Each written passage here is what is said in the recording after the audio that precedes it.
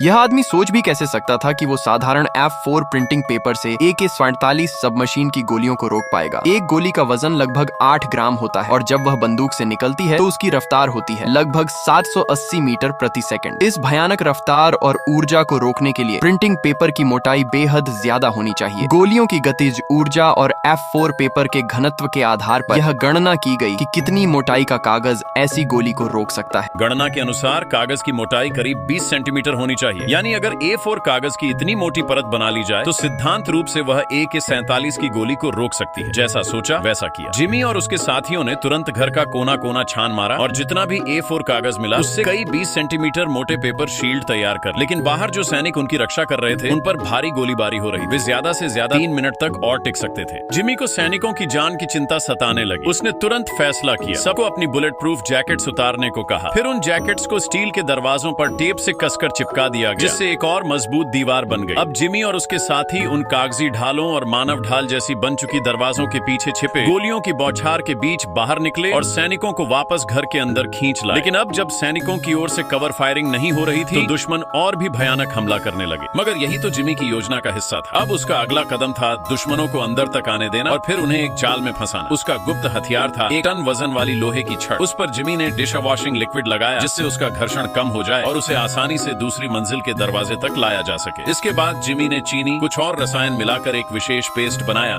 जिसे गर्म करके और ठंडा करके ऐसा पदार्थ तैयार हुआ जो मरोड़ा भी जा सकता था, जल भी सकता था और यहाँ तक कि विस्फोट भी कर सकता था। जिमी ने उसे अलमारी के चारों तरफ चिपका दिया और एक टूटे हुए वॉकी टॉकी को उसके पास रख दिया। अब सब तैयार था, सबने छिपने की जगह ले ली। तभी दुश्मन भारी ताकत के साथ अंदर घुसा, लेकिन सीढ़ियां पहले से बंद थी।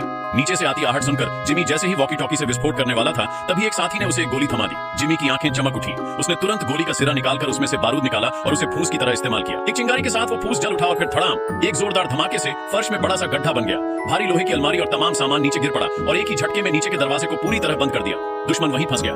जिमी और उसके बाकी साथियों ने इस मौके का फायदा उठाया और खिड़की से बाहर कूदकर जान बचाई।